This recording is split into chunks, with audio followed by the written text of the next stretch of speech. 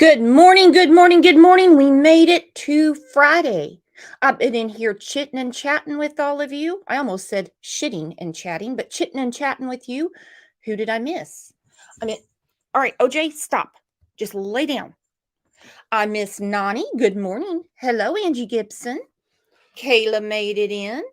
Slim has a big treat for us. A big treat. We're going to discuss it on the members live on Monday. Monday's a big members live. You don't want to miss it. Good morning, Snow. Alibi, I missed you. Smiley made it in. Hey, Smiley. There's Joyce. How's the weather? Is the weather treating everybody okay? It's been hotter than Hades here. Hello, GM. Crime Story Diva made it in. Carol sent OJ his bacon money. That's why he's being so feisty. Hello, Nana Banana. Wiz said she had to watch an ad. I don't have any control of that. NC Mountain Girl is still waiting on her birthday present. The mail has not been cooperating. DT Driver is the mail boy. Some people have a pool boy. He's the one that takes the prizes, the birthday gifts, the merchandise to the post office. Well, 2 weeks in a row, everything got mailed back to us. Now, the to and from addresses are clearly marked on the packages. And I go to check the mail, and I'm like, well, that looks familiar. What the hell's going on? And I'm like, why did they mail it back to us? MK, where have you been, my friend? MK is back. I saw Chris Melcher's back. Joe Mama's back. Snow said, my pool boy needs more grapes and less cake. Damn girl, hit it. Hello, Joy. We have some new names in here and some friends that haven't been here to see us in a while. Let's take a minute and say hello.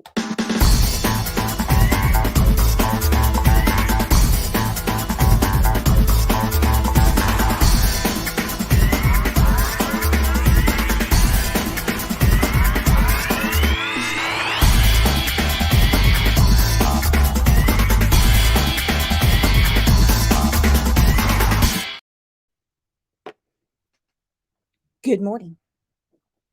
It is Friday. And every now and then we have a extra busy week or a week that just has to be talked about, or things that we didn't get to talk about throughout the week. And so we get to it on Friday. Hello, Justice Jane. So we started out this week about Kyron Horman. We had Samantha on the show, and she's very, very good with this case. She has taken a lot of video on her channel that I have played before just to give us an idea of the foliage, the terrain, Germantown Road, Sauvie Island, the school. Well, it's been 13 years since Kyron disappeared. Still no arrests. There's been some fact-finding grand juries, but not enough for an arrest. So we're going to kick it off with that. There are still no answers to the disappearance of Kyron Horman. 13 years ago, the second grader was last seen at Skyline School in Northwest Portland. The case prompted the largest search and rescue operation in Oregon history. Police searched all night and distributed photos of Horman, but they found nothing. I wish that we could have protected him from this. Desiree Young has been searching for her son since that awful June day. Okay, Desiree Young is a fighter. Let me tell you what, she has said over and over, hello, lip lock, that this is her life's mission. Her life's mission is to find Kyron. And life's mission it is because she goes hard. We see a a lot of parents that work diligently, hand in hand with law enforcement. Brandy Neal and Tyler come to mind. We see it in the Idaho case. They want justice for their children, and they do it the right way. Now, of course, we have other cases where they seem to move right along with their life and not care. The ones that do that wind up in jail. This car wash is an annual fundraiser. That side is good to be sprayed down. For more search operations and a private investigator. Young says she is working with Multnomah County Sheriff Nicole Morrissey O'Donnell, who has a unique connection to the case. Morrissey O'Donnell's husband, Bob O'Donnell, was the lead investigator after Kyron disappeared. When they have a personal connection to the case and have been, connected to it ever since day one, I think that gives them more energy to want to solve it for us. Young says she met with the sheriff in Multnomah County District Attorney's Office Friday. The Multnomah County Sheriff's Office says the case is open and active. Investigators are now using new software in digital forensics. We won't give up until Kyron's found and justice is served, however long that takes. No one has ever been charged in the case, but investigators have previously focused on Kyron's stepmother, Terry Horman. She dropped the second grader off at school the day he disappeared. She did. She took him to school that morning. I got to put my iced coffee down. It's been so warm I can't drink regular coffee, so I have to ice it down. But eyewitnesses saw her leave the school with him. They also saw her on Germantown Road, parked next to Dee Dee, taking things out of one truck, putting it into another. Dee Dee and another woman also used fake names and cash to buy burner phones. That day, Dee Dee was unaccounted for. Now, I do understand that there is a new movement on the tubes, people defending Terry. Well, what would you do if for 13 years you had been accused of murder and kidnapping? You'd sue the hell out of somebody. Terry's lawyered up. Terry got a big divorce settlement from Kane. And I mean a big one because he's an engineered intel. She can sue him. Why doesn't she? I just want to say to Terry, we're coming for you. Don't sleep. Terry Horman has denied any wrongdoing. While law enforcement continues to look, volunteers wash cars to raise money for future searches. That tire is done. While Young continues to Fight until the end, until we can bring him home. If you have any information about Kyron Horman's whereabouts, you're urged to contact the Multnomah County Sheriff's Office. And if you'd like to get your car washed in support of Kyron, you can find out where volunteers will be all day Sunday on our website. Okay, well, the car wash is over, but I just love her drive and her tenacity, and Kane's as well. The Kyron Horman Foundation has not just worked diligently to find Kyron, but also has helped other families of missing children, like Michael Vaughn. They have a car show every year, and they do great work. Carol says, I hear my handsome nephew OJ's bell. Yes, I had to get him a collar with a bell because he sneaks up on me and scares the hell out of me. So, OJ has a bell. Where Summer said, because she's guilty. That's why. Here's another clip of what Desiree had to say. Some people call this a threat and say that Terry needs to call the police and press charges against Desiree. Woo! Say to Terry, we're coming for you. Don't sleep. Just want to say to Terry, we're coming for you. Don't sleep. Say to Terry, we're coming for you. Don't sleep. Don't sleep. I'm all for it. Just like I said with the case of Summer Wells when Tim Mullins said they were going to sue. I said, please do. Please do sue. I like green eggs and ham. Sam, I am. Please do sue. Because when you sue someone, it opens you up to questioning as well. Like when Burke Ramsey sued Viacom and CBS and got $75 million. He was opened up to questioning and aced it. Aced it, and he won. So if you sue, you have to be ready for the hot seat. That's the reason Terry won't do it. That's the reason she won't do it. All right, now speaking of justice, a little bit of justice came down this week. A little bit. In January of 2022, this was the Kayla Montgomery we were introduced to. Stepmeth, as I call her. This is stepmeth. Earlier this week, she took the stand, and that prison rehab has really done wonders for her because, look, her jaw's not sagging, her hair isn't wiry, her cheeks have filled out, she put a little bit of weight on, she doesn't have U.S. Marshals beating her ass. Look at that. That's quite a prison reform. And even though she made a deal, she had a proffer agreement, she has immunity, that doesn't mean karma's not going to be coming to call. She's going to wind up getting it somewhere. And I'm not saying that I want that to happen. I'm just saying that's the way it works. So yesterday, we had to jump out of one show into another, and we got to hear the verdict. For those of you that missed it, here it is.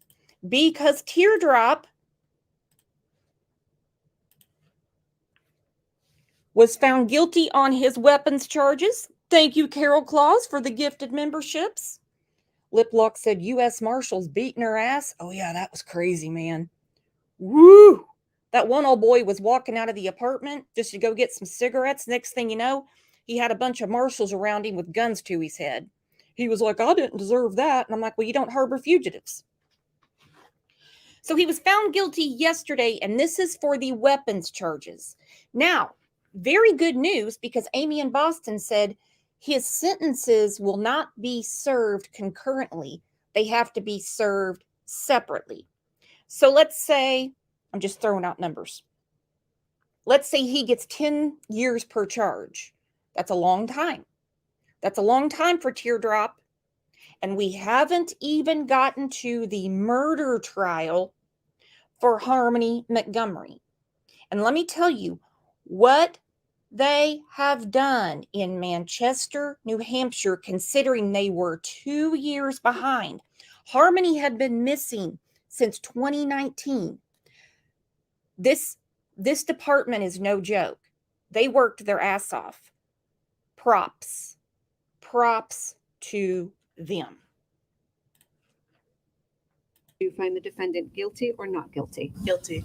You say, Madam Foreperson, that the defendant is guilty. Yes. So say you all, ladies and gentlemen of the jury. Yes. No visible reaction from Adam Montgomery as the verdicts were read, but Manchester Police Chief Aldenberg had. Oh, I saw a reaction from Teardrop. I didn't see the cocky Teardrop we're used to. I saw someone that looks like he'd been punched in the balls. Rot. He is a toxic individual. Let me tell you what. I still think Kim Frayne gave him those guns. I think they were partying together. I think it was a drugs for guns type of thing.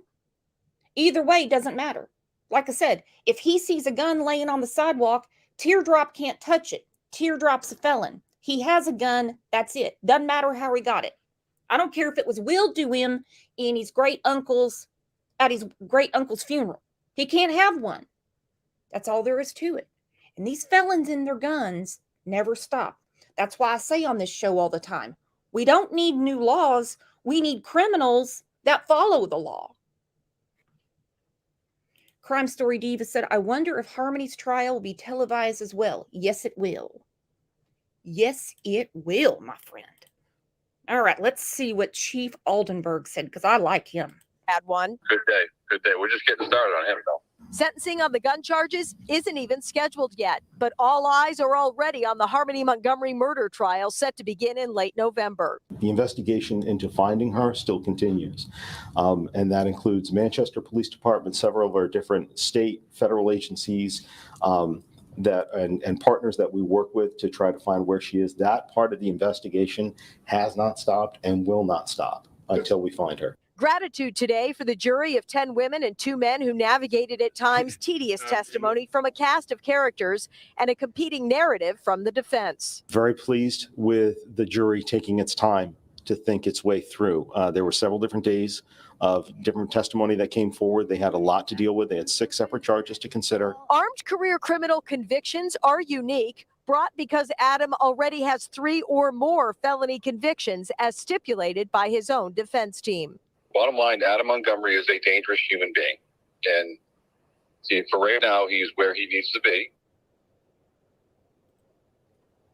Interesting to note that Adam Montgomery can appeal these convictions. He can file a motion for a new trial. He can even try to take his appeal all the way up to the state Supreme Court.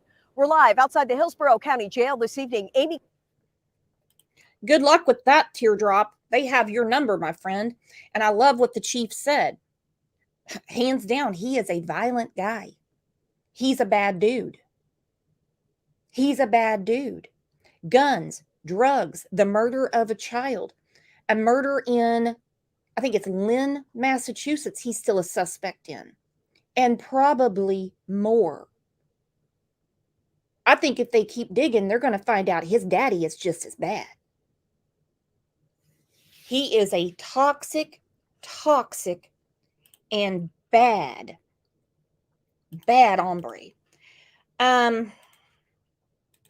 If you look at this with me, and we're not anywhere near done with Harmony because we're going to do a lot of refreshers. We have a lot of things to go through between now and the trial. We got to keep her name out there. I understand it is not the most popular case on the tubes. That's okay. We don't care about the popular kids, do we? We don't care about the cool table in the cafeteria. Because Harmony deserves coverage as well. And we're going to stay on Teardrop. This is a part of his interrogation. This tells you the way they are with him, they're not playing with this scum. I care about all my kids, right?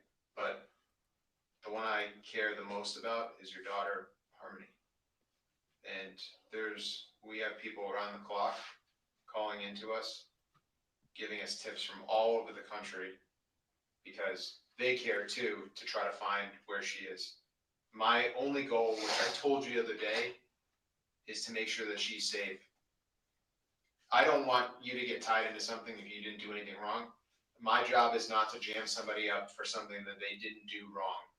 And if you can tell me that you didn't do anything wrong, then I want to believe you because, dude, I've met you now a few times. I helped you out when you were at the hospital when you were having a fucking meltdown. You told me about your kids. Oh, Teardrop had some tears dropping. I was there for you at the hospital when you were having a meltdown. I bet he was. He was shitting his britches. They woke him up out of the car. Him and Kelsey were in the car. In a parking lot. Not just a car, but their house. They live in it. Then they caught him outside the bar. They were on him like white on rice. They're like, you produce Harmony now or you're going to jail.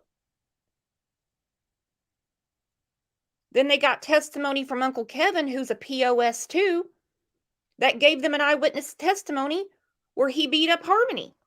Bashed her around the house.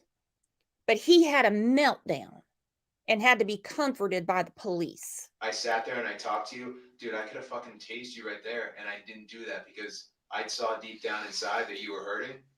and that I wanted to help you. Right now, all I'm trying to do is help your daughter.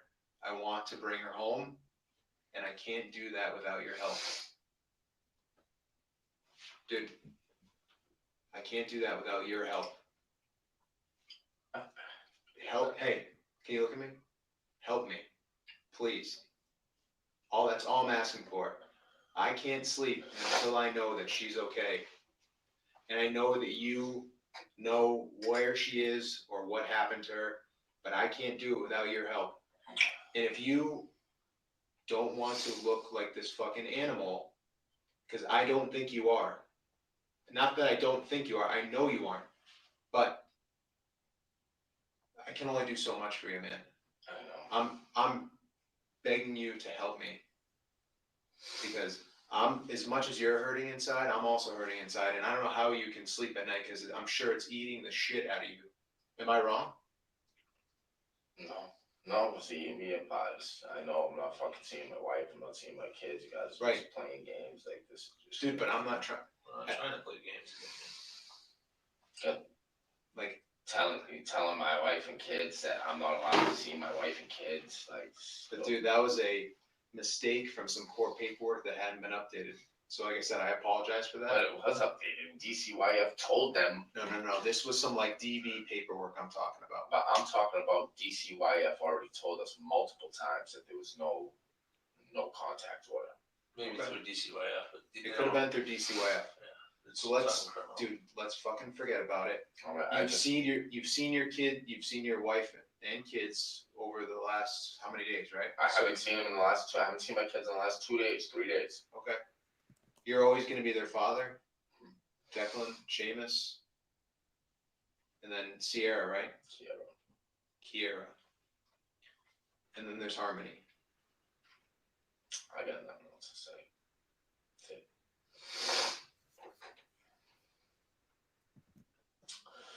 That's it, guys. I got nothing Hey, else to say. can you make me a promise? Like man to man? Can you tell me that she's alive? You're gonna play the same word games that you played with me the other No, day. it's not word games. I got nothing Because else we to care, say. man. We want to know. Such a thug. Such a thug. You're just playing word games. What word games? They said, is she alive? Tell us she's alive. Tell us she's alive. I believe Stepmeth knows where he put her. I believe Stepmeth knows. She's given them a lot of information.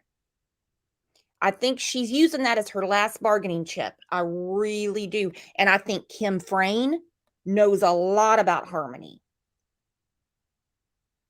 I think Kim Frayne knows a lot. She pawned her husband's wedding ring in August of 2019. She said she babysat Kayla, who was Stepmeth. She babysat her kids. Well, at that time, kids would include Harmony. Thank you, Mr. Pookie's Grandma, for the super sticker. Yes, and justice for Harmony. We're here for it. Stepmeth has an attorney who held out for this immunity. He wasn't concerned about the welfare charges. He wasn't concerned about the perjury. He wanted the immunity for her and protection for her because Adam does have a way of getting to people. I still have a hard time believing that there's nothing suspicious about the death of Kelsey Smalls. This isn't gonna go anywhere. Like this isn't gonna stop. So No, no, it's not. So either get on the bus now or get run over. I got nothing else to say. Woo! Woo! Good Lord. Either get on the bus now or get run over. That's what he tells him. Either get on the bus now or get run over. He goes, I got nothing else to say. Then he wants an attorney. Funny thing about that is the attorney just basically told him, don't say anything. It's their job to figure it out. Now, like he said to him, he said, I could have tased you right then and there. He pissed him off to no end. So he got tased quite a bit there in county. And he's got some issues with that. He's saying all that tasing violated his rights. Listen to that again. Because we care, man. We want to know. This isn't gonna go anywhere. Like, this isn't gonna stop. So No, I know it's not. So either get on the bus now or get run over. I got nothing else to say. Why is it you have so much trouble talking about Harmony? I got nothing else to say.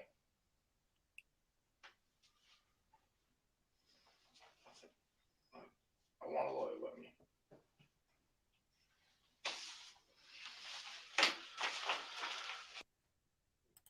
And there is the Constitution in action right there. I want a lawyer with me. Stops. Everything stops. He won't say anything. He won't do anything. You guys are playing word games. That's okay. That's okay. Because we're here for it. We're here for it. So the verdict yesterday was for the weapons charges. Because they're stacking it on and they're stacking it deep. Just for the weapons charges, because he has to serve them one after another. Amy in Boston said he moved out of Lynn, Boston area because he's being looked at for unaliving here. He is bad. He is a very, very bad person. He's a very connected criminal. This network of imbeciles around him, don't think they're not all being looked at. It is crazy. It is crazy. Lip lock reading my mind. She said, realizing this won't be a popular opinion at this point, I don't give a fuck about Adam Montgomery's rights, to be honest. Me either. Me either. And that's a sad thing about our justice system. The rights are for the criminals, not the victims, until it comes Judgment Day. Then the hammer comes down, and they don't like that. Because like I said yesterday, he wasn't such a tough guy anymore. All right, this week, and we didn't get to discuss it, but some very interesting things have gone on with the Idaho 4 case. And I hate to say Idaho 4. You all know I can't stand saying that because you know who I'm talking about. Ethan, Xana, Kaylee, and Madison. Each Kaylee and Madison have had birthdays recently. It made me tear up yesterday because Carol said yesterday was Kaylee's birthday. And it was the same day that Teardrop got his verdict. It's almost like Kaylee was watching over Harmony up there, but that's just me, you know, me pipe dreaming, if you know what I mean. So they're still going back and forth in the legal system about this gag order. Well, Bushy's attorney, Ann Taylor, who is no joke, by the way, she's had some very scathing things to say, not just about true crime on social media, which that's a piss in a bucket. She doesn't care about that. She's like, you know, whatever. I don't care about that. But about how the media has been looking at this case. She had some words for Jennifer Coffindaffer, which I've got no problem with that. There's no reason, if you are former FBI, to be on News Nation talking out your ass. There's no reason for a retired FBI agent to be a fangirl on Twitter. Look at this with me. For more on this, Kana, you've been following this story from the very beginning. So what was it like covering this case with all these random people claiming that they had uncovered something about it? Yeah, Diane, that created a real challenge, right? But the issue is that because authorities weren't saying a lot, there was this information vacuum and it had to be filled, and it ended up being filled with these internet online sleuths with these wild accusations, and it became noise for me that I had to ignore. You know, Diane, we deal in facts here at ABC, and we're proud of that. And so you just have to ignore that noise. But I think what Maria pointed out so poignantly there is that these accusations.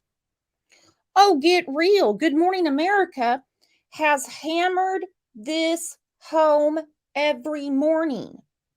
I had to see George Stephanopoulos and Michael Strahan going back and forth about the death penalty for him one day. And no, I don't have any sympathy for Bushy. Like they have any say in it.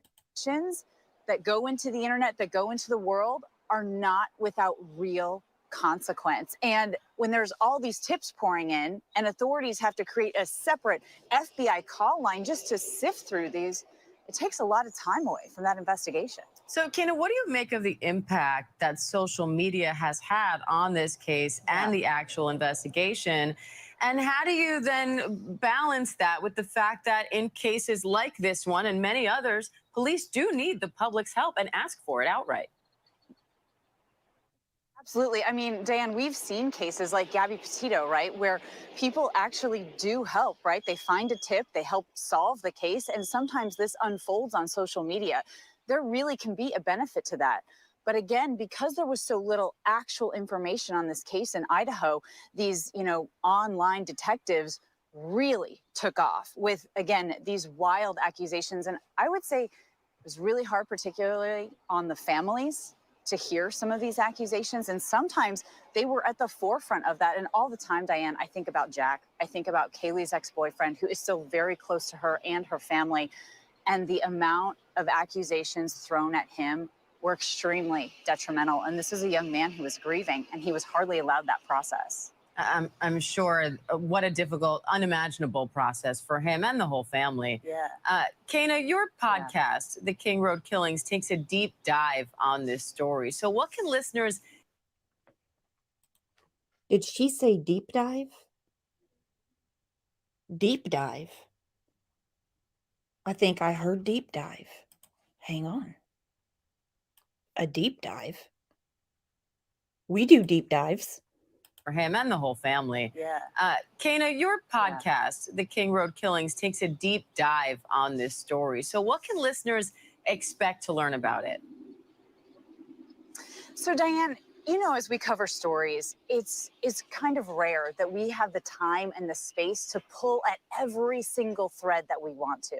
And this podcast allows that. It also allows for people to open up in a different and unique way than I've ever experienced. And so over the last 7 months, we've been talking with our sources. And so people who have been following the story really closely are going to hear new interviews. They're going to hear new details.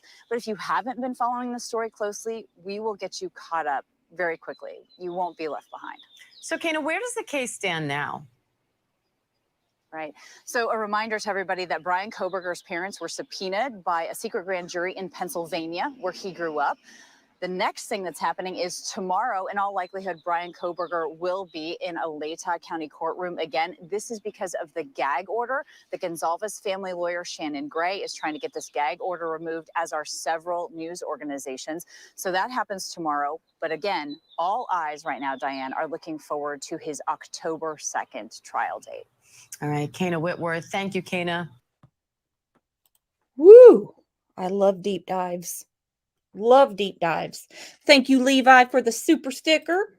All right, so that's what they're pissing and moaning about right now. Online sleuths. Buckle up, everybody. Christina's snarky today. Online sleuths. I am too, Christina. The media. Unfair coverage about Bushy. I don't know how unfair it really is, because we've gone through the probable cause affidavit. Now, this is just a snippet of something that Ann Taylor filed. Let me get my Dollar Tree spectacles.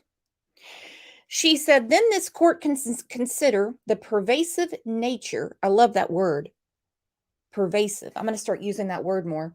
The pervasive nature of the reporting. Since November 13th, 2022, on the day of the tragedy, media have never stopped reporting on this case. The lowest point appears to be the week in February when only somewhere around 2,000 stories were made public. Then this court can consider the nature of the publicity. The media coverage of this case has been uniformly abysmal. Even ignoring the true crime community on social media, I take no offense to that, by the way. Professional media such as NBC Dateline, News Nation, Fox News have been a never-ending circus of bad facts and worse opinions, all intended to see Mr. Kahlberger killed. To be sure, none of these organizations know Mr. Kahlberger, and some will occasionally remind viewers he has not been convicted yet. But none put on any substantive information about the case, preferring instead to tantalize viewers with gory theories and whatever nightmares their parade of experts can create. Even after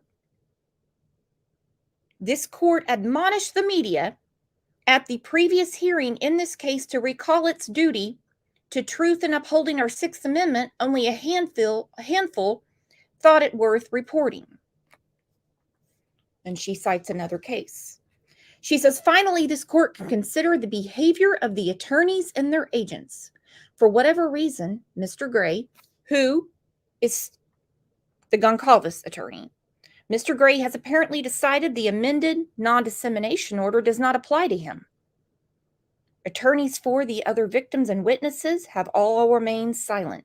The parties have been largely silent, though if it can be believed, NBC Dateline claims to have a leak. They probably do, to be quite honest. They're the ones that busted up the whole Pam Hupp thing. Comparing the coverage of the experts, in quotes, and you guys know I do that all the time, the experts, giving their latest fantasies to the public, Mr. Gray expressing his client's support for the death penalty. Mr. Gray had more than twice the exposure to the public as the most widely heard expert. She's big mad. She's big mad. Woo! She's big mad. So this is going to be really, really interesting how this shakes out. And I don't think Dateline will be fine. But News Nation, they are a guppy in a shark tank, okay? Even with Beishfield and Brian Enton. And calling out Jennifer Coffindaffer and putting experts in quotes. Well, I think we all know how she's going to take that. When I see the experts pop up, I just about pee my pants. All right, speaking of experts, we spoke about Sarah Boone this week. Sarah Boone. Well, and speaking of News Nation as well, we have a lot of coinky dinks going on. The family of the victim is speaking out. No surprise to any of us.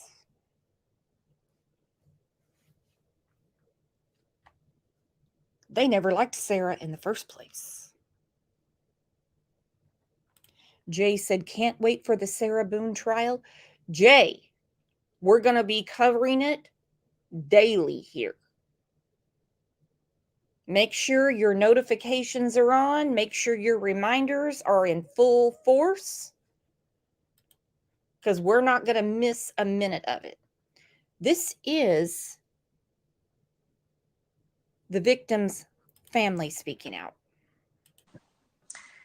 2 years ago in Winter Park, Florida, George Torres was zipped into a suitcase by his girlfriend. Why Sarah Boone did that? She says it was a game of hide and seek, but she's going to have to tell that to a jury. Because she whipped out her phone afterwards and videotaped him begging for his life as he slowly suffocated. Up until now, his parents have not spoken. His family has not spoken, but tonight they are. I'm joined by the reporter who got that interview for us, News Nation national correspondent Alex Capriello. He joins me live. That trial is coming up July 4th, and you are hearing exclusively from the parents. What did they tell you about what they know about the case? Yeah, it really dawned on me, Ashley, that there's been so much attention on Sarah Boone, so much focus on the bizarreness of this trial that perhaps no one has ever really taken time to speak to the Torres family. And it turns out my suspicions were correct. Amazing reporting. Amazing reporting. After all of these years, nobody thought to talk to his family? Not one? Tanya gifted 5 Crime Lines and Lies memberships just in time, too, because we have a big members live on Monday morning. Within the 3 years since Sarah was arrested, they haven't spoken to any national or local media outlets, had the chance to say their side of the story. So we sat down at their kitchen table and they really just opened up to me all about who George was, what he meant to their family, and also, of course, his relationship with Sarah, which, by the way, they never approved of. But interestingly, Ashley, George's mother tells me that she has a great deal of sympathy for Sarah because if she is convicted, she'll never have the opportunity to raise her son like she did with her many children. Take a listen. He was a good son. He wasn't perfect, but he was a good son. And every time that he come here, every time he just stand in that wall and he said, Mom, I love you. Mom, I love you. I said, I know you love me. And they come and give me a hug. And then he look at his father and he said, Pop, you're my hero. You're my hero. He was a father. He was my son. He was an uncle. He was a cousin. And he was a friend. I was a nephew. She don't kill only my son. I feel sad for her. I don't feel sorry. I feel sad. And I don't hate her. Really, I don't. I don't have that in my heart. I never hate nobody. But according to Boone's Farm Barbie, she was going to be in danger because she said his family's going to kill me. Well, they helped her out and they put her in jail where no one can kill her. Now, more things have come out this week about Sarah. Good old Sarah never lets us down. Now, we know it's no secret that her and Jorge were always whipping up on each other, okay? The violence was back and forth. They were leaving a Publix grocery store. Not public, but Publix, P-U-B-L-I-X. He didn't have any money on his EBT card. She had to pay. So as they were walking out, she took a sack of potatoes and whopped him in the back of the head. Well, it broke the bag of potatoes, and the potatoes were all over the parking lot. And she said to him, "You," derogatory word for a Mexican, "pick up those effing potatoes." Our girl Sarah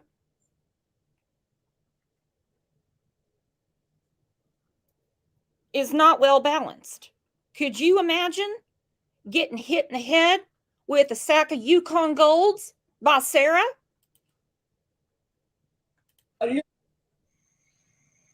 Gosh, so powerful to sit there with her as she explained more about her son. Interestingly, she said that she's never seen that cell phone video that shows George locked up in that briefcase, or I'm sorry, that suitcase. She says she has no intention of seeing it, but she will be there at the trial seeking justice. It's going to play at the trial. I hope they give her a big advance warning because it is hard for us to watch it. I can't imagine a mother hearing her son begging like that. You also spoke with George's brother, Ezekiel Torres. It was off camera. What does he think about what happened? Yeah, it was really a struggle for Ezekiel to talk about his older brother, George, because for so long during this relationship between George and Sarah, the family just disapproved of it. They disapproved of Sarah. And so Ezekiel told me that when he saw Sarah and George walking toward him, he'd turn his back and walk away. And that now has led to an immense amount of regret that he has, that he didn't have a chance to actually say goodbye to his brother. So he's certainly going to be at that trial. He wants to see a guilty conviction come down because he sees that as the only way that his brother and his family, who are just so heartbroken, can get justice. Alex Capriello, a fantastic exclusive interview. Congratulations for landing that, and thank you for bringing it to us. I appreciate it. Alex Capriello. Woo. Woo. Sarah. Sarah has her ways behind bars. She's going to see this, and they're going to be in the courtroom. Now, she said her life was in danger. That's what she said. They're going to kill me. They call me the blue-eyed white devil. They call me the white dragon. You know, she had to throw the race card in there. She's a real race baiter. And they were like, yeah, you're going to be all right. You know, we'll make sure someone's with you. We'll make sure someone's with you. Charnel said, thank you so much, Tanya, for the gifted membership. Absolutely. And good old Beigefield, she always acts like every day is her first rodeo. I just can't believe this. I just can't. Heartbreaking. I just can't believe this. Mm-hmm. Mm-hmm. Stacy said she's going to be found guilty due to the video she decided to record George as he was begging for his life. Exactly. Exactly.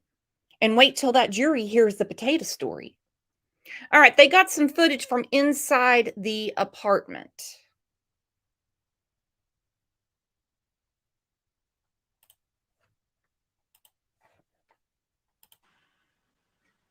I am almost certain that when they moved in, they were ecstatic, right? It's their new condo, it's their new place. There's nothing like moving into a new place, fresh start, get to put your stuff wherever you want, you know, rejig stuff. And that was probably how this nice young couple felt when they moved into their place in Winter Park, Florida. And then it was like really weird because the neighbors were giving them strange looks. But whatever, right? Okay, we're new in town. Maybe that was why. Who knows? Till eventually one of the neighbors said, you know, you're really brave moving in there. To which they responded, what do you mean? And that's when they learned the truth about their really hot new place that they just moved into.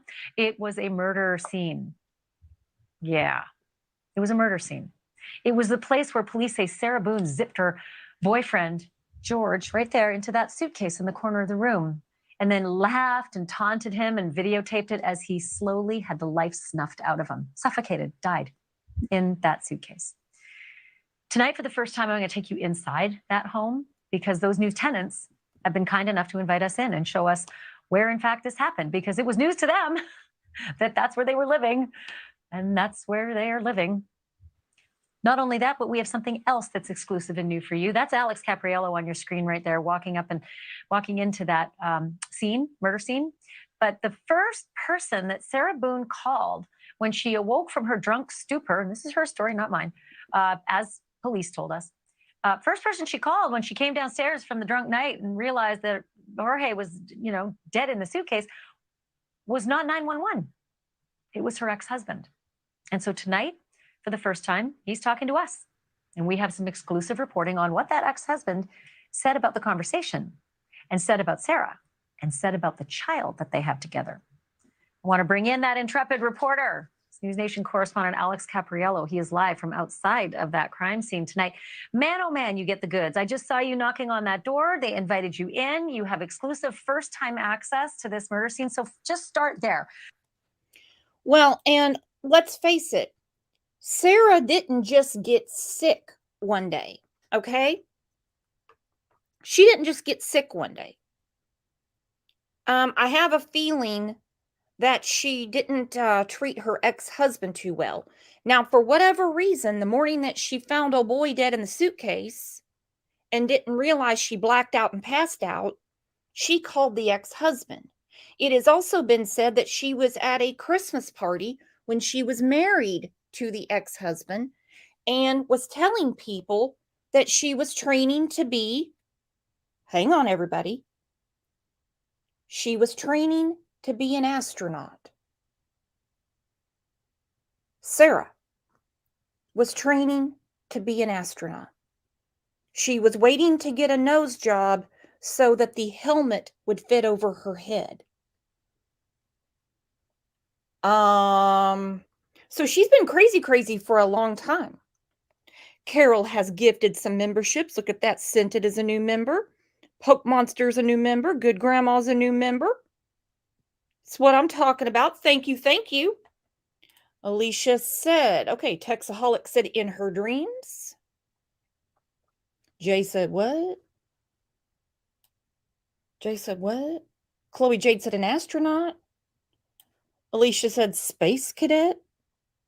She's a space cadet for sure. Yeah. Yeah. Slim said, that's got to go on the bingo card. I'm going to give you a spoiler alert for the show on Monday. We're having a big show on Monday. It's a members live, and it's my birthday. My birthday's on Monday, so we're going to have a members live. Slim, spoiler alert, but you're going to hear more about it on Monday, has made Boone's Farm Barbie bingo cards for when we watch the trial. There's going to be real prizes and everything, my friends. Get ready. Thank you, Lisa, for the super sticker. Thank you so much, my friend. Start with the walking me through the scene that you walked into, and tell me what they told you. Yeah, it was a bit surreal, right? Coming to this exact spot, knowing what happened here. We've seen the videos on TikTok and obviously on News Nation as we've covered this story, but actually being here and walking through that door was a completely different experience. The Garcia family actually lives here right now. They moved in September 2021, about a year and a half after Sarah Boone was arrested. This apartment stayed vacant all that entire time, and it wasn't until after they moved in when all of a sudden neighbors started approaching them saying, hey, do you know what happened here? And he joked to me. He said, what, did somebody die? Actually, yes, that's exactly what happened. So I got a chance to go inside this apartment, look at it myself, compare it to the videos that we've been seeing online, that infamous now cell phone video that police have that shows George Torres suffocating inside of that suitcase while his girlfriend, Sarah Boone, was just taunting him, laughing. And actually seeing it firsthand, Ashley, is completely different. But kudos to the Garcia family. They're really braving it out. They are following this trial very closely now. They've been watching all the videos on TikTok. They're watching News Nation right now as we speak and all this coverage because now they are way closer to this case than they probably ever would have imagined. I can imagine what it would have been like, and it's very kind of the Garcias to let us take a look. As you know, a crime reporting show, it's very important to try to get as close to the story as possible. So much appreciated. I want to just rerun some of the sound for any of our audience who A, has seen it. It's incredible when you see it again, and B, for those who haven't seen it, what Sarah Boone is alleged to have done as she's holding the phone and videotaping her boyfriend Jorge zipped into the suitcase as he begs for his life. Let's take a look at that. I can't breathe, babe. Seriously. Yeah, that's when you do and you choke me. Sarah. Sarah.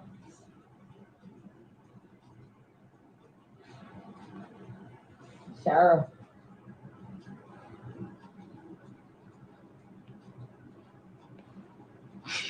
Sarah, I can't breathe, babe. That's on you. Sarah, I can't breathe. It's on you. Sarah.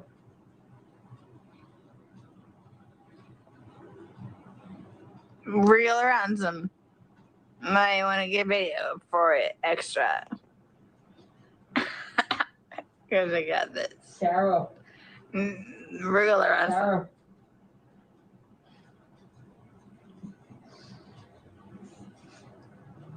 Sarah, I can't breathe, babe.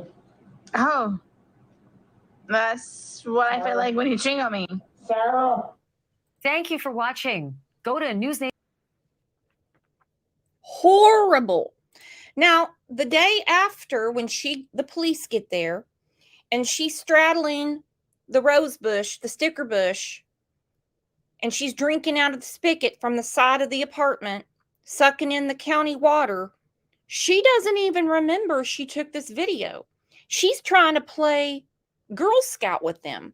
Anything you need, just keep me updated. Oh, sure, you can have my phone. Sure, go ahead and go inside. Then they confront her the next day, and we're going to go through this again.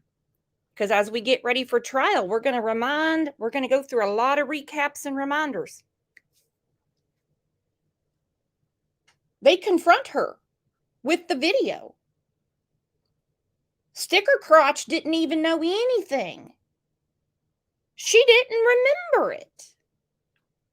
Mr. Pookie's Grammy gifted 5 Crime Lines and Lies memberships. Patty Ponytail got one. Shanny B, Heather, Evil CJ. Yeah. Didn't even remember. She's like, what is that? Oh, you took this. We got this from your phone. Imagine the surprise from the police when they came across this.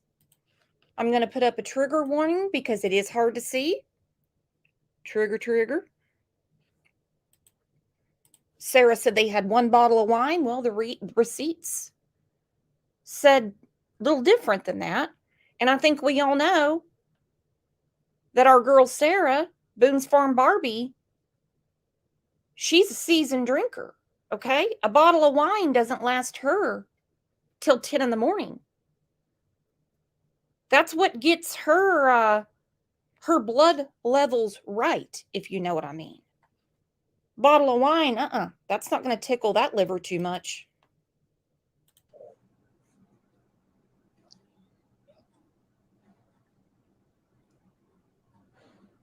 Sarah.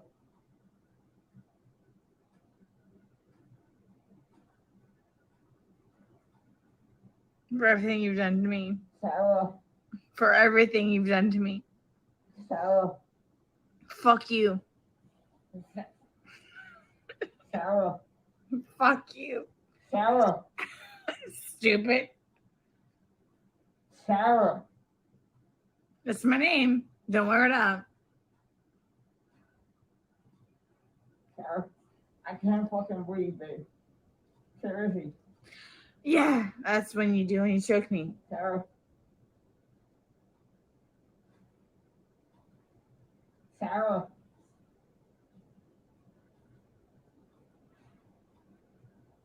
Sarah.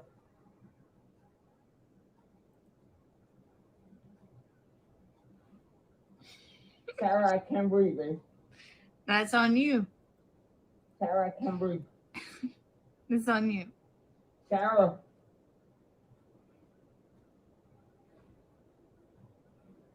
Real or ransom. I want to get video for it extra. Because I got this. Sarah. Real or ransom. Sarah.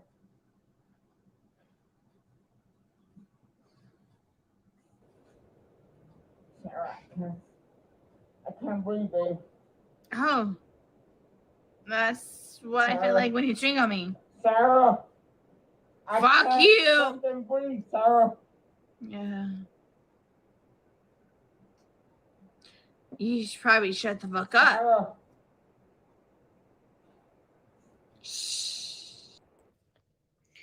All right, the question is, was there intent or not? Or was she just so drunk she didn't know? And she sounds as lit as a new tanning bed. I mean, she is nuts.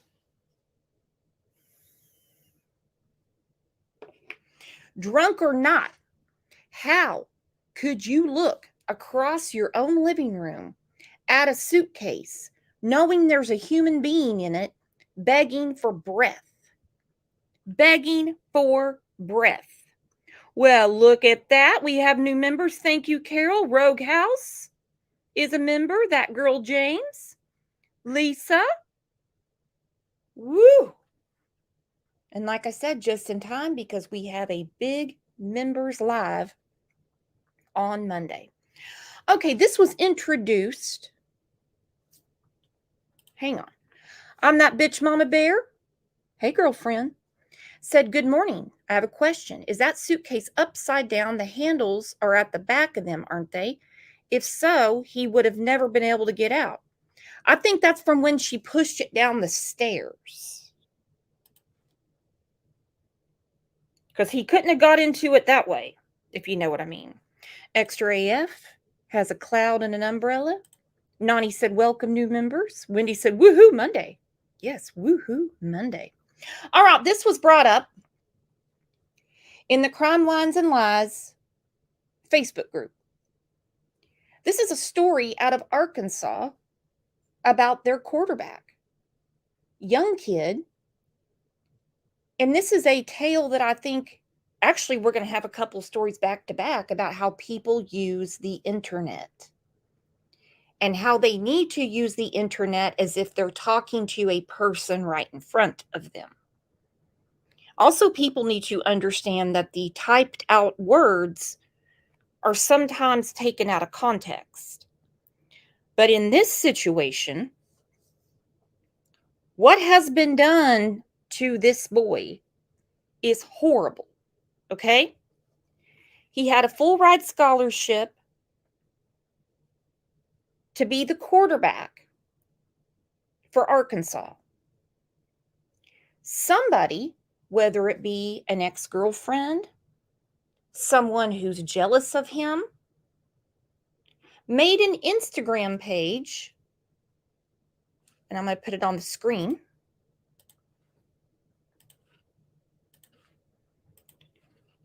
That is titled, Cade Renfro is an Arist. Okay, I'm not going to go through it because the images are disturbing. These images can easily be found on Google. Some of these images go along with other cases. These are from other news reports that have nothing to do with him. Thank you, May, for the super sticker. Thank you. Thank you. So, the university has suspended him until this gets cleared up. Well, as of today, nobody has stepped forward saying that he's done anything to them. There are no criminal charges, and he has an attorney. His family got him an attorney that has gone through all of these pictures saying none of these relate to him. These are Google images that were used on this Instagram page.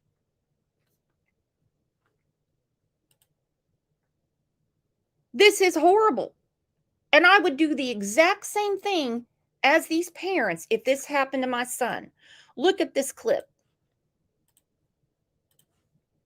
Did you do any of those things that this Instagram page is saying that you did?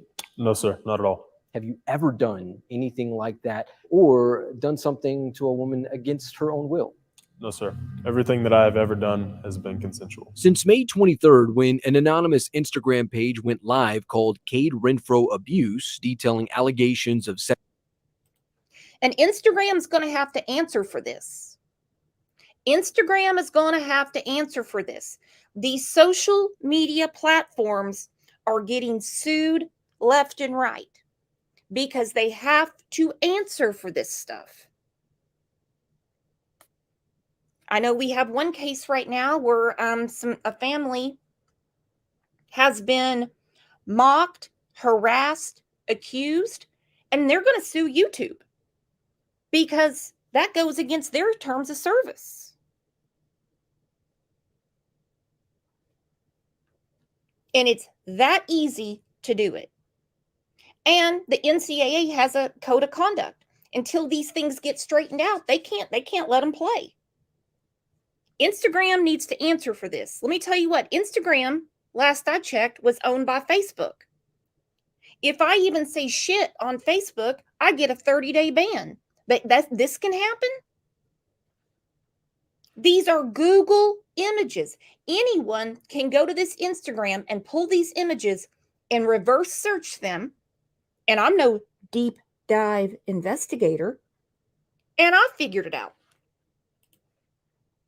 Sexual assault and harassment, life for former Stephenville QB1 turned University of Arkansas quarterback has been somewhat of a nightmare. Just kind of snowballed overnight. And I just really went into hiding because I was getting death threats. My family was getting attacked. It wasn't but a few days after that the Instagram page gained national attention, with Renfro saying that he received a call from the Arkansas football program informing him of his immediate future with the team. Had a call from the head coach and really just said, like, you shouldn't come back this first semester in the fall or in the summer, and we can revisit it whenever all this is over in the second semester. And We've reached out to the University of Arkansas Athletics Department for comment, but have received no reply. But they did tell our Nexstar affiliate Pig Trail Nation in Fayetteville on Friday, May 26th, upon gaining knowledge of the allegations against a student athlete earlier this week, we immediately informed the university's Title IX office of the allegations. The student athlete is no longer a member of the football team. The university would later release a second statement and no longer a member of the football team. Now, if these pictures were authentic, I'd be like, good, you're getting to the bottom of it. Because you can't go and force yourself on someone and then go right off into the sun and get a football scholarship and call it a day. Doesn't work that way. These pictures are not authentic. Some of them are from domestic violence websites. These people that want to sit behind an avatar and nobody knows who they are. And I'll be damned if you ask, because they'll say, I'm being doxxed. They're doxing me. No, I'm asking I'm asking who the hell is coming after me. I have every right to know who you are. Instagram's they're going to have to answer to this suit.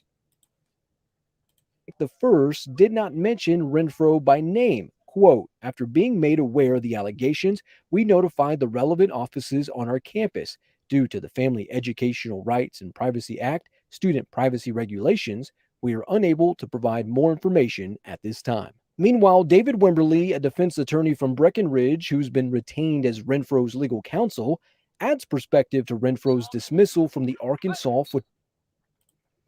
50 grand his family has spent to repair his reputation by some online jealous, unhinged troll. But if you ask who they are, it's doxing. Someone wrecks your life. Someone's messing with your life. You have every right to know who they are. It's fun and games until it's face to face. And it's going to be face to face in a courtroom. Ball program. All this has happened to this young man without one human being ever coming forward to an organization and making a complaint through the school, through the police department, or through anywhere. Furthermore, okay, I'm going to rewind that a little bit. His attorney's exactly right.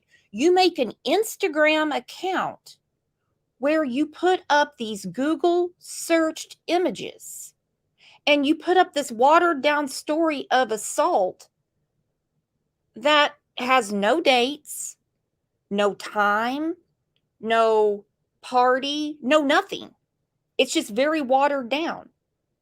And these images have nothing to do with him. One of the images is from Kansas. So he has to fight this. They have to go after Instagram. They have to find the originator of the account, and it will happen. It's going to take time. Like I've said before on YouTube, when you have a monetized channel, which basically just means you get some advertising, it could be $1 a show. It could be $5 a show. You got to be way up there in numbers to make any money. All right, so you have to send them your driver's license. They send you a PIN number in the mail to that address. Then you put that PIN number in. So YouTube knows the person behind the channel. So if, like me, if I had a channel right now and I was like, Cade Renfro did all these things to me, they could sue YouTube or put them on alert, and they would say, well, this is who it is. Her name's Brooks. She's got a cat she fights with in Oklahoma. That's who she is. And they will have to. They've done it before. I know of 2 creators that have had a recent problem. But nobody has come forward. Nobody has come forward to say that he has done these things. They just are telling Instagram about it. Arkansas football program. All this has happened to this young man without one human being ever coming forward to an organization and making a complaint through the school, through the police department, or through anywhere. Furthermore, images posted on the Instagram page Cade Renfro Abuse were found to be used on other social media pages such as this one on TikTok. The images can be compared by the bruising on the hand and the background, not to mention an individual in Sedgwick County, Kansas, who was arrested and booked regarding this matter on October 16th of 2022. Also, other images. All right, did you guys get that? These images have nothing to do with him. Some of these images are like from when he was in elementary school. And let me explain something about YouTube. YouTube wants people in chat to protect their identity. And they should. They should. Had somebody come in here one time and they had their name and their birth date. And I'm like, you might want to change that. But platform owners, they need to be a little bit more transparent. You don't want people showing up to your house. You don't want to give out your phone number. But people need to know who to address if you've said something wrong. Listen to this again, because I'm fired up about this, man. Images posted on the Instagram page Cade Renfro Abuse were found to be used on other social media pages such as this one on TikTok. The images can be compared by the bruising on the hand and the background, not to mention an individual in Sedgwick County, Kansas, who. This is from Sedgwick County, Kansas. This is an image from TikTok that has nothing to do with him. He's never been to Sedgwick County. This is criminal. This is not internet BS. This is criminal. I'm going to do a complete show about this. But I'm not happy about this at all. Andrea told me about this in the Crime Lines and Lies Facebook group, and I started getting into it. And you know I'm a boy mom. Nothing against the girls. But come on. Come on. Was arrested and booked regarding this matter on October 16th of 2022. Also, other images were found on TikTok associated with another criminal case used on the Instagram page Cade Renfro Abuse, alleging another assault by Renfro. In this case, the individual who was originally associated with this assault was arrested on May 1st of 2022. This has nothing to do with him. Nothing. These pictures of assault have to do with other assault victims. So you're putting lemon juice in the eye of these victims just to mess with this man's career. My God. In Bakersfield, California. To take photographs and put it on an Instagram account to intentionally harm this young man, but then the school acting on that. It's unbelievable to me that there was zero due process in this at all. Although Cade claims that he has never sexually assaulted a woman, he does acknowledge inappropriate conversations that were had. Some of the things that I did say were wrong, and I know that now. And I've known that for months because I was in a dark place and I did try to seek help, and I did. I wasn't acting on this alone. There were other consensual conversations being had. Okay. Talking dirty and saying, hey girl, how you feeling tonight is not the same as what he's being accused of. Lip Lock, grab the link because I want to know what you think about this. I am just furious about this. I'm so glad that Andrea brought this out. If it wasn't for you guys, I wouldn't know anything. And that is for sure. This is where we are.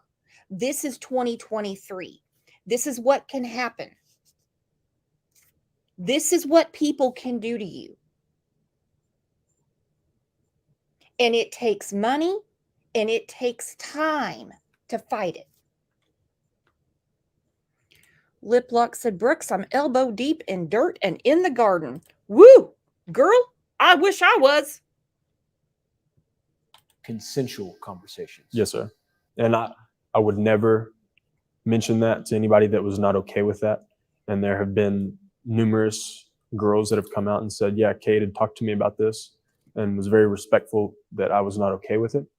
And, you know, that's really what it boils down to, is the people that actually do know me and having had encounters with me. All in all, Renfro's attorney, David Wimberly, is out to bring peace of mind to his client and his family. And for those who he says are fabricating content against Renfro, he has this message. I guess the most important thing I want to happen for this young man is to clear his name. And then I would tell you there'll probably be some people that probably be hearing from me with a citation and a lawsuit. I'll just tell you that. And I believe him. I believe this attorney, because we're going to do a whole show about this. I believe this attorney, because his parents are out for blood, and I don't blame him.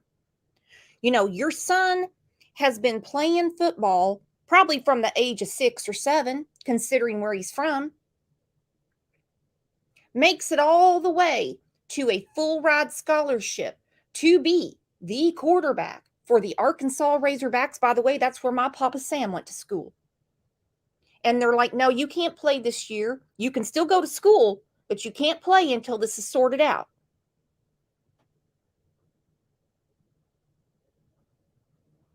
And then this happens. And this man, this attorney, and his law firm, they're breaking it down picture by picture. And they're saying, no, none of these pictures, they're real, but they could not possibly have anything to do with him. You can reverse image any of these pictures. Look at it again.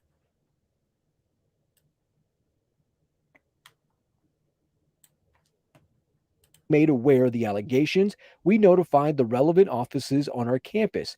Due to the Family Educational Rights and Privacy Act, student privacy regulations, we are unable to provide more information at this time. Meanwhile, David Wimberly, a defense attorney from Breckenridge who's been retained as Renfro's legal counsel, adds perspective to Renfro's dismissal from the Arkansas football program. All this has happened to this young man without one human being ever coming forward to an organization and making a complaint through the school, through the police department, or through anywhere. Furthermore, images posted on the Instagram page Cade Renfro Abuse were found to be used on other social media pages, such as this one on TikTok. The images can be compared by the bruising on the hand and the background, not to mention an individual in Sedgwick County, Kansas, who was arrested and booked regarding this matter on October 16th of 2022. Also, other images were found on TikTok associated with another criminal case used on the Instagram page Cade Renfro Abuse, alleging another assault by Renfro. In this case, the individual who was originally associated with this assault was arrested on May 1st of 2022 in Bakersfield, California. To take photographs and put it on an Instagram account to intentionally harm this young man, but then the school acting on that. It's unbelievable to me that there was zero due process in this at all. Although Cade claims that he has never sexually assaulted a woman, he does acknowledge inappropriate conversations that were had. You know, some of the things that I did say were wrong, and I know that now. And I've known that for months because I was in a dark place and I did try to seek help, and I did. I wasn't acting on this alone. There were other consensual conversations being had. Consensual conversations. Yes, sir. And I would never mention that to anybody that was not okay with that. And there have been numerous girls that have come out and said, yeah, Kate had talked to me about this and was very respectful that I was not okay with it. And, you know, that's really what it boils down to, is the people that actually do know me and having had encounters with me. All in all, Renfro's attorney, David Wimberly, is out to bring peace of mind to his client and his family. And for those who he says are fabricating content against Renfro, he has this message. I guess the most important thing I want to happen for this young man is to clear his name. And then I would tell you there'll probably be some people that probably be hearing from me with a citation and a lawsuit. I'll just tell you that. Some of them better get their checkbook out. Woo! Woo! I love that. I love when he said they better get their checkbook out. Some of them better get their checkbook out because they already know these images have nothing to do with him. These are Googled searches. Some are from TikTok accounts. Some are of victims that don't even live in this country. This was all done as a smear campaign. Get your checkbooks out. Get your checkbooks out. Carol Clogg's got her checkbook out. She gifted 5 Crime Lines and Lies memberships. Welcome, Poke. Welcome, Tallulah. Welcome, Lori. Welcome, Sylvia. Welcome, Dina Lynn. Like I said, just in time because we have a big show on Monday. RJ said, I hope he sues Arkansas University for the scholarship value and transfers. Well, according to them, he can go to school scot-free, which it's not scot-free because he earned it on his merit and his talent. But he can't play football. He can't represent the school. And part of it is the NCAA because they want this stuff cleaned up before they go forward. Nobody has filed a police report. There are no criminal charges. I would totally understand it if criminal charges were pending. But this is a smear campaign on Instagram. Again, we're going to do a full show about this. Mark my words, because I cannot believe this. I just cannot. All right, earlier in the week, and I was going to save it for today, and I did. I want to see what you guys think about this. If you missed the video, well, you miss no more. Because a Michigan mom, do you guys remember the case of Gypsy Rose and Dee Dee Blanchard? And how Dee Dee made up diseases about her daughter. She kept her sick to the point of getting free trips to Disney, free concert tickets to Miranda Lambert. She received a free house. Well, there's a new thing going on with these grown women who do not know how to use the internet. This woman in particular, and we've talked about it a lot on this show, not this case in particular, where these women, these grown women, do not know how to use the internet. They don't understand it. This woman made sock accounts to harass her own daughter.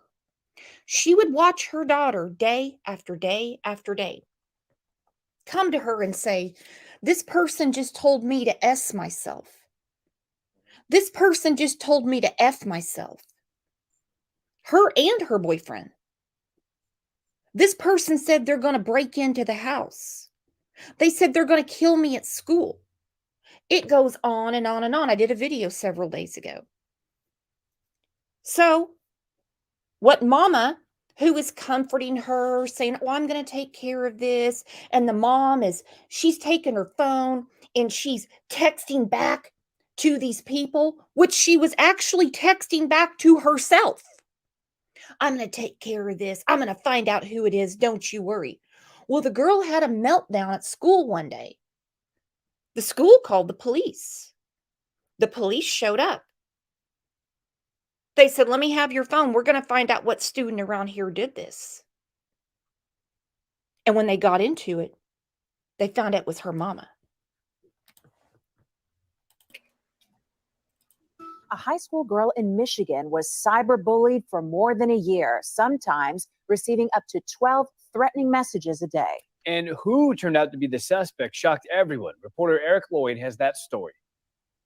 When the case first came into our office, it was very bizarre and almost hard to believe. What was presented to Isabella County Prosecutor David Barbary was a police report saying this woman, Kendra Licari, had catfished and harassed her daughter and her daughter's boyfriend for months. We're talking about several hundreds of text messages. I mean, over 1,000 pages of discovery in the case. The messages they got once they served their warrant. Thousands of pages of direct threats. The girl's at school while the mom's at home doing it. Sometimes she'd be in her bedroom and her mom's in the living room or her own bedroom messaging her. You're ugly. You're effing ugly. I'm sleeping with your boyfriend. I know where you live. Your mom's a hoe. And she's like, they just called you a hoe, Mom. It's okay, honey. I'm going to take care of it. I'm going to take care of it. We're going to find out who did this. You need me. You need me. I'm going to figure this out. And it was the mother. The mother. Kari is charged with 5 crimes, mainly for stalking, as the messages went on for more than a year. But by and large, it was mostly just harassing type text messages, demeaning, demoralizing, and kind of mean text. According to the complaint, police say Lakari used software to hide her location and used several different numbers and area codes to appear to be other Beale City students sending the messages. Then Lakari herself helped her daughter report it to police. If at any point this became something that they didn't want to engage in or continue, they could have stopped. Okay, now this news clip says that Lakari herself helped her daughter report it to the police. But I saw another article that said all this went down at school. They called the police. I don't know. But it was the mom. Sending the messages. Then Lakari herself helped her daughter report it to police. If at any point this became something that they didn't want to engage in or continue, they could have stopped. But rather than stop, it continued to snowball into this sophisticated plan where they try to conceal their identity and throw the police off their tracks. Barbary says they may never find the actual reason for all of this, but the impact left the 2 victims distressed and broken. Someone else coined this term, it wasn't myself, but they called it a version of cyber Munchausen syndrome, in the sense that, this seems to be that type of. I love that term, cyber Munchausen syndrome. So these parents, mothers, are bullying their own kids to be the hero. Did she want her daughter to unalive herself? Did she have a life insurance policy on her? Was she wanting to be the hero? Was this about control? What in the hell is wrong with her? But the impact left the 2 victims distressed and broken. Someone else coined this term, it wasn't myself, but they called it a version of cyber Munchausen syndrome, in the sense that, this seems to be that type of behavior where you're making somebody feel bad or need you in their life because of this behavior. Lakari is back in court for an official arraignment on December 20th. All right. She had her arraignment, because this clip is from January. She had her arraignment. She took a plea deal. They wrote several charges off. She pled guilty to stalking minors. If she spends 6 months in jail, I'll be shocked. But you know what? Hey, send the signal. Send the signal. Because 2 days in jail is a long time in my book. 6 months? Nani said, better call Dr. Lewis. I bet she can explain the new syndrome. It's what I'm talking about. It's what I'm talking about. All right, guys, I'm going to get another show together. It's going to be a separate show about Cade Renfro, because I think we need to really get into this. I think we need to go through the images and get this figured out, because this kid does not deserve this. And good for his parents for taking the bull by the horns. Michigan mom, enjoy jail. Enjoy the county water. Enjoy the county haircuts. Enjoy the county Crocs. Idaho is still moving right along. Still moving right along. There's a lot of speculation, a lot of theory, a lot of lies. But I believe it's in the right hands. Sarah's crazier than a shithouse rat, and we're here for it. Adam's going to be in jail probably forever. Gonna follow that all the way to the end. Ula is a new member. I saw that the other day. She said, I'm late as usual. That's okay, honey buns. You can catch it. And we're going to get this show together for Cade Renfro. We're going to talk about that. Monday, we have a big members live. We're doing June birthdays and my birthday. So if you're a Gemini or a Cancer, come running. But it is for members. So it's going to be a big show, and we have a lot of new members. So just right in time. You guys have a great rest of your Friday. Thank you, mods. This was a great show. We had a big treat because Lip Lock was in here keeping us entertained. You guys are the best chat and best community on YouTube. I want to say thank you to Carol Claus for OJ's Bacon Money. Izzy became a member again. Thank you, Mr. Pookie's Grammy, for the super sticker. Thank you to Level Headed for the super sticker. Lisa, May, Tarnia. Had so many people giving gift memberships, and that is wonderful. Thank you for supporting this channel, supporting this community, and I will see you back here on Monday. You guys are the absolute best.